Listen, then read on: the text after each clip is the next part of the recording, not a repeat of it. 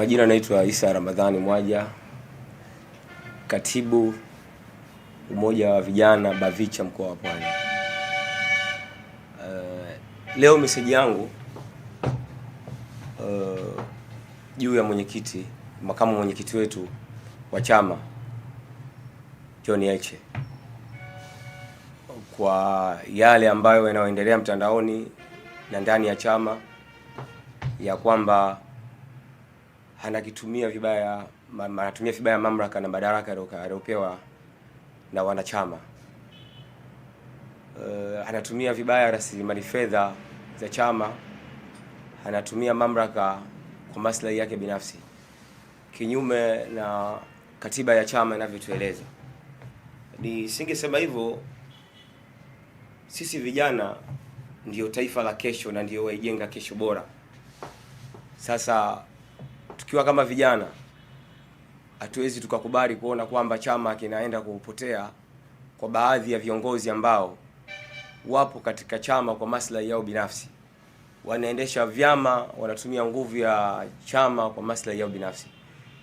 Hii si haki, na kama vijana haturidhishwi nao mwenendo unaendelea kwa mheshimiwa wetu makamu mwenyekiti John Heche. Nikiwarudisha nyuma kidogo kwenye kumbukumbu kihistoria, 1995 uchaguzi uliofanyika Tanga, kipindi anachaguliwa mheshimiwa Mtei, nadhani kikao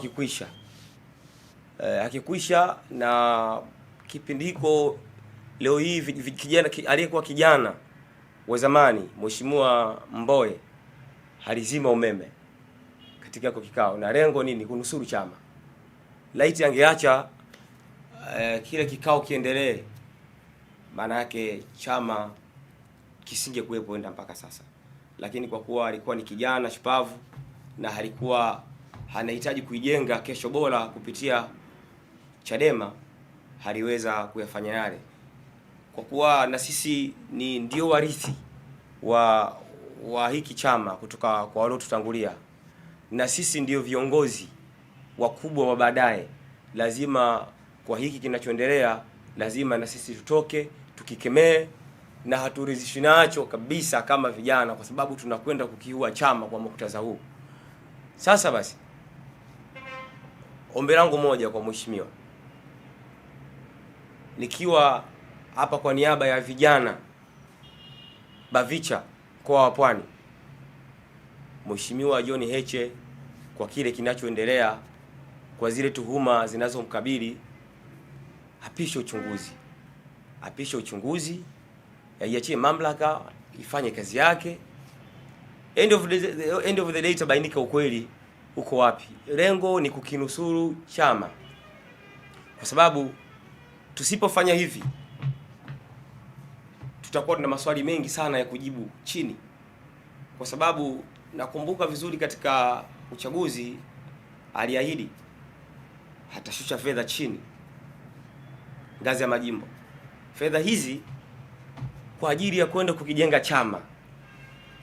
Lakini mpaka sasa, leo hii nikiwa kama kiongozi katibu wa Bavicha mkoa, napata maswali mengi sana juu ya hizi fedha ambazo ziliahidiwa kila jimbo, kila mwezi zitakuwa ziwafikie, lakini hazifiki.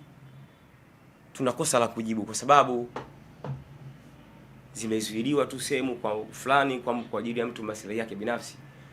Maana yake hapa hatujengi chama, bali tunakiua chama. Na ndio maana leo hii tunafanya press hii kama vijana, kwa lengo kubwa la kuhakikisha chama kinarudi katika mwelekeo wake, chama kisonge mbele, chama kiwe imara. Na uimara wa chama lazima tuwe na viongozi waadilifu. Tunapokuwa na viongozi waadilifu, hata hao waliokuwa nyuma wanaotufuata wanakuwa na tumaini kubwa na imani kubwa kwa chama chao. Leo hii tunakosa ya kuwajibu. Mimi mkoa wa Pwani na majimbo 9 na kata 139, hawa wote wanasubiria ruzuku ziwafikie ili waweze kuhakikisha chama kinasonga mbele. Sasa kama ruzuku tunahaidiwa na hazifiki, tunawezaje chama kukifanya kiwe hai huku chini? Na msingi wa chama ni chini. Sisi ndio tunafanya kazi, sisi ndio tunahifadhi wanachama. Msingi wa chama ni chini. Kwa hiyo ningependa tu kusema kwamba Mheshimiwa Makamu Mwenyekiti, kwa haya yanayoendelea, kwa nia njema tu kwa ajili ya chama, pishe uchunguzi, mamlaka zifanye kazi yake. Nadhani kama kuna maonevu atakuwa kwa upande wako, yapo, utapata haki yako. Nadhani kama kuna ambalo liko hili linalozungumzwa lipo kama tunavyoona uhalisia, basi nadhani pia utapata haki yako. Kimsingi tu kama una nia mzuri na chama, pisha uchunguzi uendelee, mamlaka usike fanye kazi ili chama kisimame imara. Na la mwisho, hili ni ombi.